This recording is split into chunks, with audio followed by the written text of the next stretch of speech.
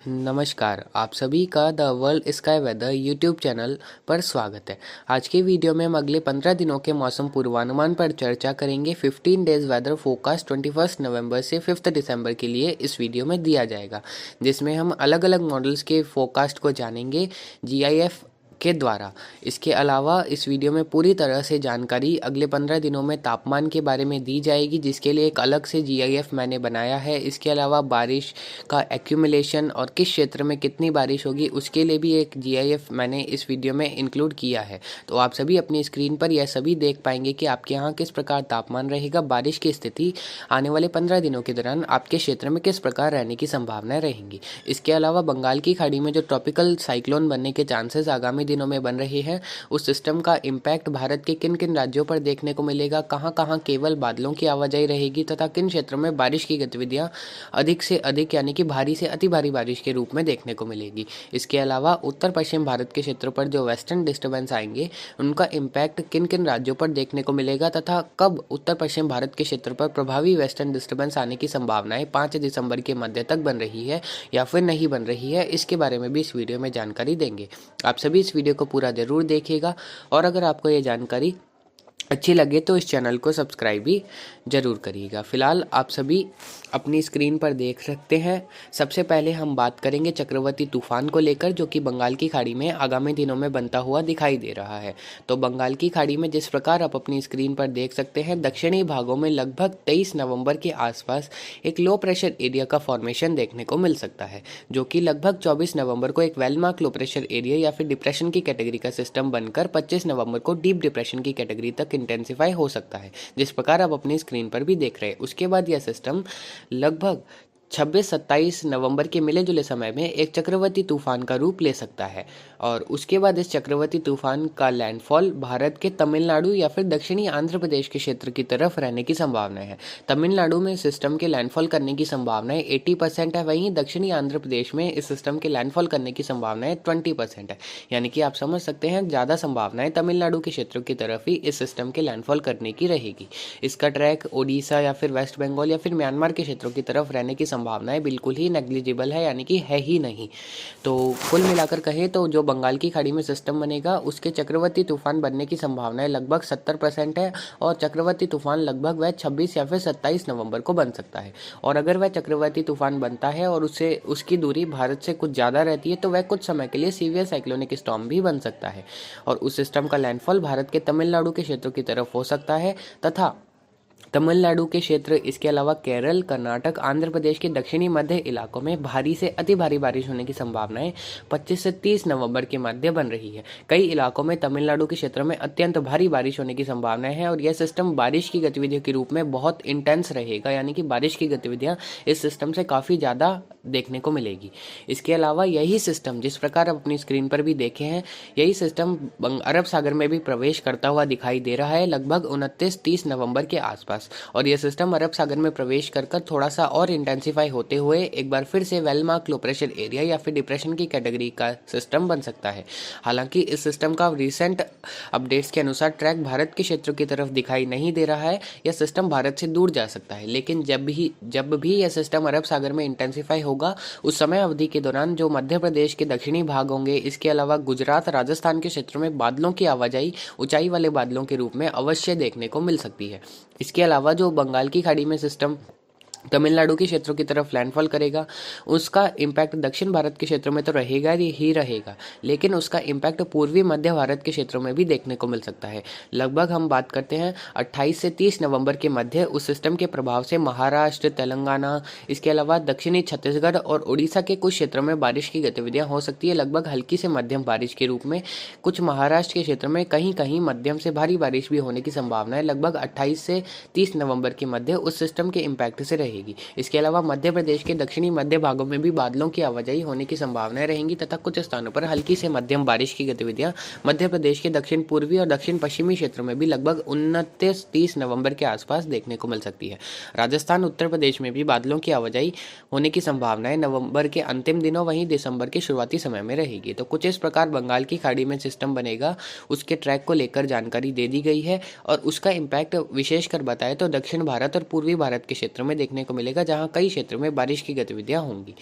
अब बात करते हैं तापमान की। तो जिस प्रकार आप अपनी स्क्रीन पर भी देख रहे हैं, तापमान की बात की जाए तो इस प्रकार अगले 4 से 5 दिनों के दौरान अगर हम बात करें 21 से 27 नवंबर के मध्य, तो इस समय अवधि के दौरान जो पंजाब के इलाके होंगे उत्तरी भाग, वहाँ 19 से 21 डिग्री सेल्सियस के बीच अधिकतम तापमान देखने को मिल सकता है। इसके अलावा पंजाब के शेष भागों में 21 से 24 डिग्री सेल्सियस के बीच 21 से 27 नवंबर के मध्य अधिकतम तापमान दर्ज किए जाएंगे। हरियाणा की बात करें तो हरियाणा के ज़्यादातर क्षेत्रों में 19 डिग्री से 24 डिग्री सेल्सियस के बीच अधिकतम तापमान दर्ज होने की संभावनाएं इस समय अवधि के दौरान रहेगी। इसके अलावा जो राजस्थान के क्षेत्र हैं, राजस्थान के दक्षिण पश्चिमी भागों में लगभग 28 से 30 डिग्री सेल्सियस के बीच इस समय अवधि के दौरान अधिकतम तापमान दर्ज किए जा सकते हैं। शेष राजस्थान के भागों में 21 से 26 डिग्री सेल्सियस के बीच अधिकतम तापमान दर्ज होने की संभावना रहेगी। मध्य प्रदेश की बात करें तो मध्य प्रदेश के दक्षिण पश्चिम और दक्षिण पूर्वी क्षेत्रों में लगभग 26 से 30 डिग्री सेल्सियस के बीच अधिकतम तापमान 21 से 27 नवंबर के मध्य दर्ज किए जाएंगे, जो कि सामान्य से थोड़े ज़्यादा हैं। इसके अलावा मध्य प्रदेश के शेष भागों में लगभग 23 से 26 डिग्री सेल्सियस के बीच अधिकतम तापमान दर्ज होने की संभावनाएं रहेंगी। उत्तर प्रदेश, बिहार और झारखंड की बात की जाए तो उत्तर प्रदेश के ज़्यादातर क्षेत्रों में 23 से 26 डिग्री सेल्सियस के बीच अधिकतम तापमान दर्ज होंगे। बिहार, झारखंड में 24 से 28 डिग्री सेल्सियस के बीच दर्ज होने की संभावनाएं रहेंगी। गुजरात के दक्षिण पश्चिमी और दक्षिण पूर्वी इलाकों में लगभग 29 से 32 डिग्री सेल्सियस के बीच तापमान रहने की संभावनाएं रहेंगी। वहीं शेष भागों में 26 से 30 डिग्री सेल्सियस के बीच अधिकतम तापमान दर्ज हो सकते हैं। न्यूनतम तापमान की बात की जाए तो न्यूनतम तापमान पंजाब, हरियाणा, दिल्ली, उत्तर प्रदेश, बिहार, राजस्थान, मध्य प्रदेश के उत्तरी मध्य भागों में लगभग 6 डिग्री सेल्सियस से 14 डिग्री सेल्सियस के बीच अलग अलग क्षेत्रों में रहने की संभावनाएं इस समय अवधि के दौरान रहेगी। इसके अलावा हम बात करते हैं 27 नवंबर से 5 दिसंबर के बीच तापमान की। तो जिस प्रकार आप अपनी स्क्रीन पर भी देख सकते हैं, पंजाब और हरियाणा के ज़्यादातर क्षेत्रों में लगभग 16 डिग्री से 20 डिग्री सेल्सियस के बीच अधिकतम तापमान दर्ज होंगे। पंजाब के उत्तरी भागों में लगभग 14 से 16 डिग्री सेल्सियस के बीच अधिकतम तापमान रहने की संभावना रहेंगी। न्यूनतम तापमान की बात की जाए तो पंजाब, हरियाणा के ज़्यादातर क्षेत्रों में 3 डिग्री सेल्सियस से 8 डिग्री सेल्सियस के बीच न्यूनतम तापमान इस समय अवधि के दौरान दर्ज किए जा सकते हैं। उत्तर प्रदेश, राजस्थान, बिहार, मध्य प्रदेश और झारखंड की बात की जाए तो इन क्षेत्रों में लगभग 20 डिग्री सेल्सियस से 24 डिग्री सेल्सियस के बीच ही ज़्यादातर क्षेत्रों में तापमान रहने की संभावना रहेंगी। हालांकि राजस्थान के दक्षिण पश्चिमी भागों में 24 से 26 डिग्री सेल्सियस के बीच भी तापमान दर्ज हो सकते हैं, जो कि सामान्य से ज़्यादा होंगे। वहीं शेष भागों में तापमान सामान्य व सामान्य से कम रहने की संभावना रहेंगी। न्यूनतम तापमान इस दौरान अपनी चरम पर रहेंगे। वहीं जो पंजाब, हरियाणा के इलाके रहेंगे वहाँ हमने बता दिया 3 से 8 डिग्री सेल्सियस के बीच ही रहने की संभावना है, जो कि बहुत अधिक कम है। वहीं राजस्थान, उत्तर प्रदेश के क्षेत्रों में भी लगभग इसी रेंज के आसपास रहेंगे। लगभग 4 से 8 डिग्री सेल्सियस के बीच ही न्यूनतम तापमान देखने को मिल सकते हैं, लगभग 29 नवंबर से 5 दिसंबर के मध्य, जो कि सामान्य से कम है और काफ़ी ज़्यादा अधिक सर्दी का जोर इन क्षेत्रों में देखने को आने वाले दिनों में मिलने वाला है, लगभग 27 नवंबर से 5 दिसंबर के बीच। तो इस प्रकार तापमान की स्थिति उत्तर भारत, मध्य भारत और पूर्वी भारत के क्षेत्रों में देखने को मिलेगी। दक्षिण भारत के क्षेत्र में तापमान सामान्य से ज़्यादा रहने की संभावनाएं इस पूरी समय अवधि के दौरान रहेगी। तो आप सभी को समझ आ गया होगा कि आने वाले दिनों में किस प्रकार तापमान की स्थिति देखने को मिलने वाली है। अब वेस्टर्न डिस्टर्बेंस को लेकर फोरकास्ट करें तो जिस प्रकार आप अपनी स्क्रीन पर भी देख सकते हैं, वेस्टर्न डिस्टर्बेंस लगभग अभी अगले 24 से 48 घंटों के दौरान उत्तर पश्चिम भारत के क्षेत्र पर एक वेस्टर्न डिस्टर्बेंस आने की संभावनाएं हैं।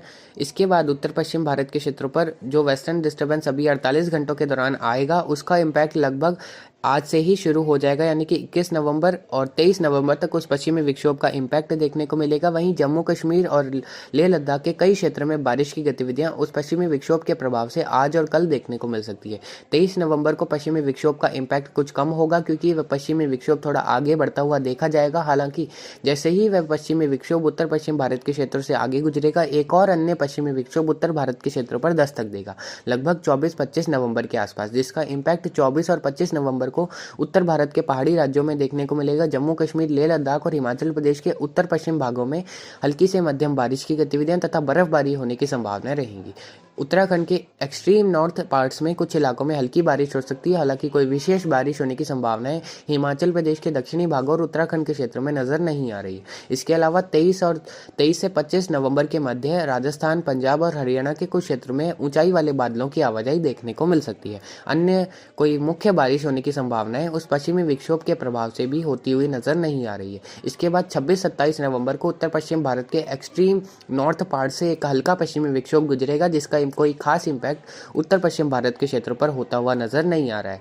इसके बाद एक मध्यम सक्रिय पश्चिमी विक्षोभ उत्तर भारत के क्षेत्रों में लगभग 29 नवंबर से 3 दिसंबर के मध्य दस्तक देगा, जिस प्रकार आप अपनी स्क्रीन पर भी देख सकते हैं।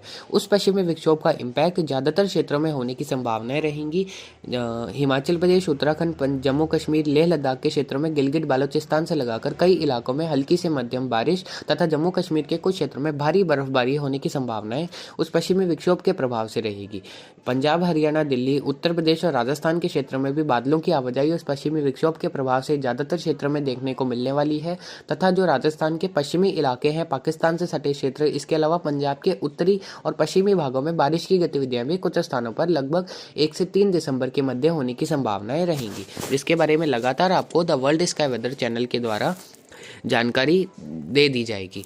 और इस प्रकार पश्चिमी विक्षोभ की दस्तक होने की संभावनाएं आगामी दिनों में रहेगी और इसके बाद 4 से 6 दिसंबर के मध्य भी उत्तर पश्चिम भारत के क्षेत्र पर एक हल्के से मध्यम दर्जे का पश्चिमी विक्षोभ आ सकता है, जिसकी वजह से भी उत्तर पश्चिम भारत के कुछ क्षेत्रों में बारिश की गतिविधियां हो सकती है। लेकिन जो दिसंबर का दूसरा पखवाड़ा होगा, उस समय अवधि के दौरान उत्तर पश्चिम भारत के क्षेत्रों पर एक प्रभावी से अति प्रभावी पश्चिमी विक्षोभ आता हुआ दिखाई दे रहा है, जो कि लगभग 21 से 30 दिसंबर के मध्य आ सकता है। इसके अलावा जनवरी में भी उत्तर पश्चिम भारत के क्षेत्रों पर प्रभावी पश्चिमी विक्षोभ आने की संभावना है और दिसंबर के दूसरे पखवाड़े और जनवरी और फरवरी में ही उत्तर पश्चिम भारत के क्षेत्रों पर प्रभावी पश्चिमी विक्षोभ आएंगे, जिनका इम्पैक्ट मैदानों में भी रहेगा। वहीं पहाड़ों में भारी बर्फबारी होने की संभावनाएं जनवरी, फरवरी और दिसंबर के दूसरे पखवाड़े में रहेगी। तो आपको यह भी बता दिया गया है कि आने वाले महीनों में किस प्रकार पश्चिमी विक्षोभ की दस्तक उत्तर पश्चिम भारत के क्षेत्रों पर दिखाई दे रही है। आप सभी को समझ आ गया होगा कि तापमान की स्थिति आने वाले समय में किस प्रकार रहेगी और जो अरब सागर और बंगाल की खाड़ी में सिस्टम बनेंगे, उनका इम्पैक्ट देश के किन राज्यों में कितना देखने को मिलेगा। इसके अलावा जो पश्चिमी विक्षोभ आएंगे, उनका इम्पैक्ट किन राज्यों में कितना देखने को मिलेगा, यह सभी द वर्ल्ड स्काई वेदर के द्वारा इस वीडियो में बताया जा चुका है। अब एक क्यूट सी समरी वीडियो के लास्ट में देंगे, जिसमें आप फर्स्ट पॉइंट देख सकते हैं, a low pressure is very likely to form in bay of Bengal between 22 November to 23 November. इसके बारे में आपको जानकारी दी है कि बंगाल की खाड़ी के दक्षिणी भागों में लगभग 22-23 नवंबर के आसपास एक लो प्रेशर एरिया का फॉर्मेशन देखने को मिल सकता है and will intensify into a depression by 25 November. 25 नवंबर के आसपास तक वह सिस्टम बंगाल की खाड़ी में एक डिप्रेशन का रूप ले सकता है। इट में intensify further into a cyclonic storm on और अराउंड 26 नवंबर। इसके बारे में भी आपको बताया है कि बंगाल की खाड़ी में जो डिप्रेशन 25 नवंबर को बनेगा, वह 26-27 नवंबर को एक चक्रवाती तूफान का रूप ले सकता है।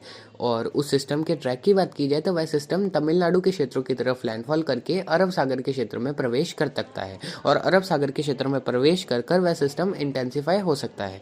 सेकंड पॉइंट आप देख रहे हैं, a low pressure may form in Arabian sea between 28 November to 3 दिसंबर।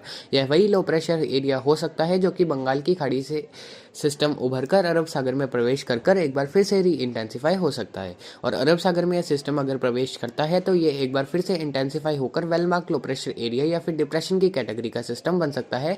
और इस सिस्टम के रीसेंट अपडेट्स के अनुसार इस सिस्टम का ट्रैक भारत के क्षेत्रों की तरफ दिखाई नहीं दे रहा है।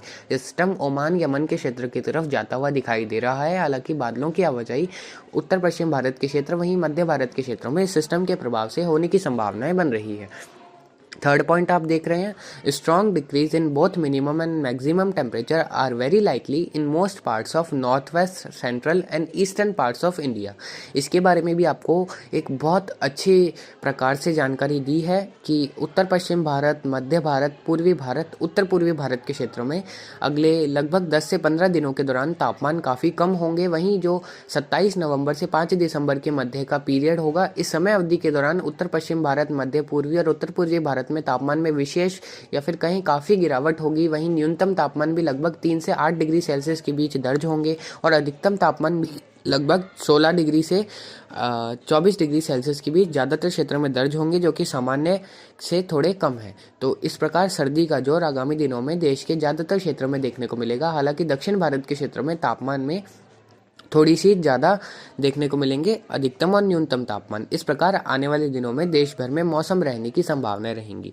और आपने यह वीडियो पूरा देख लिया है तो आप इस चैनल को सब्सक्राइब भी जरूर करिएगा, और अगर आपको यह वीडियो अच्छा लगे तो इस वीडियो को लाइक भी जरूर करिए। नमस्कार, जय हिंद, जय भारत।